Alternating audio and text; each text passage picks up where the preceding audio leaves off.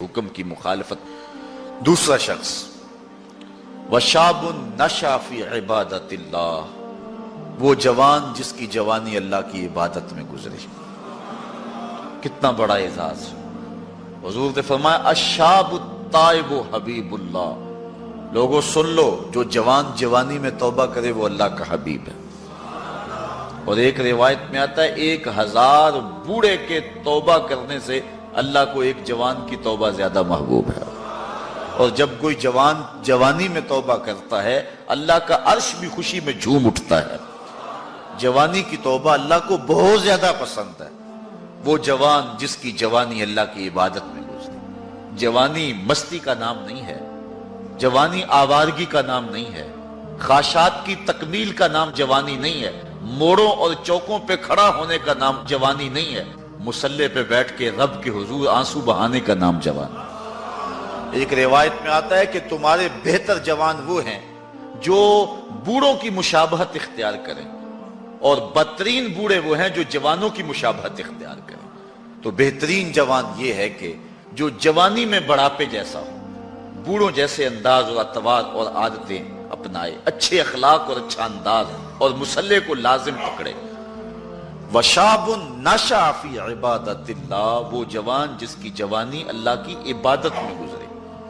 شب و روز، میں نے کل بھی کہا تھا کہ بڑھاپے کے اندر نیک اعمال کرنا بہت بڑی بات ہے، بہت بڑی سعادت ہے کہ بڑھاپے کے اندر نیک اعمال کیے جائیں، لیکن عبادت کا جو لطف جوانی میں ہے وہ بڑھاپے میں نہیں ہے. اللہ اکبر.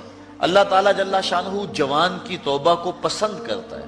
وہ جوان جو اللہ کی عبادت میں، وشاب نشأ فی عبادت اللہ، وہ جوان جس کی جوانی اللہ کی عبادت میں گزری.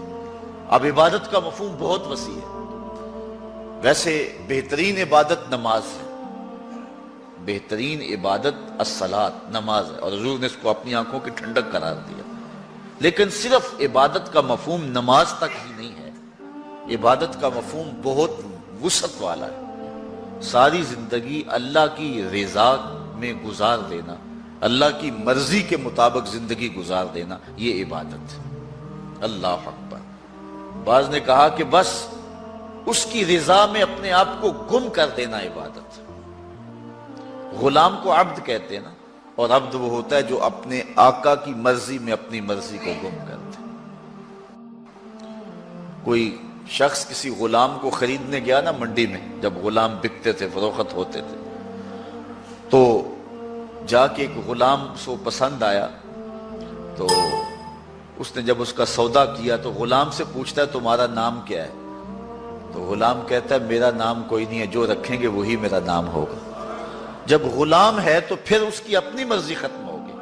تو ہم اللہ کے غلام ہیں، اللہ کے بندے ہیں، تو بندگی کا حق یہ ہے، اللہ اکبر، کہ ہم سر سے لے کر پاؤں تک اس کے ہو جائیں. تیرے ہندیاں سندیاں محبوبہ، میں کافر ہواں جے میں ہواں. اپنی ذات کو تو فنا کرنا ہے، اپنی ذات کو تو قربان کرنا ہے.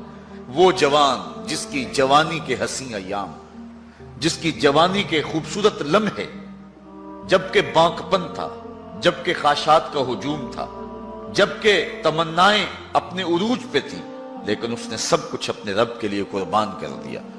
سحری کے وقت اٹھ کے مصلی بچھایا اور آنسو بہائے، اور اللہ کے حضور عبادت کرتے ہوئے اپنی رات کو بسر کیا. ایک روایت میں آتا ہے جو دن کا روزہ اور رات کی عبادت نہیں کرتا اس کو ایمان کی حلاوت ہی نصیب نہیں ہوتی. ایمان کی ایک حلاوت ہے، ایمان کی ایک مٹھاس ہے، ایمان کا ایک مزہ ہے، ایک سرور ہے. وہ کس کو نصیب ہوگا؟ جو دن روزے سے گزارے گا اور رات مصلی پہ گزارے گا، اپنی آنکھوں پر حیا کے پہرے بٹھائے گا، اپنی سوچوں کی پاکیزگی کا سامان کرے گا. ورنہ جوانی آئی اور گزر گئی، اور اپنا قیمتی وقت ہم نے برباد کر دیا. جس طرح ہر چیز کا بانکپن جوانی میں ہوتا ہے، عبادت کا جو سرور اور عبادت کی جو لذت جوانی میں نصیب ہوتی ہے وہ زندگی کی کسی اور ایام میں نصیب نہیں ہوتی. اس لیے حضور نے ارشاد فرمایا کہ وہ جوان وشاب نشأ فی عبادت اللہ، وہ جوان جس کی جوانی اللہ کی عبادت میں گزری.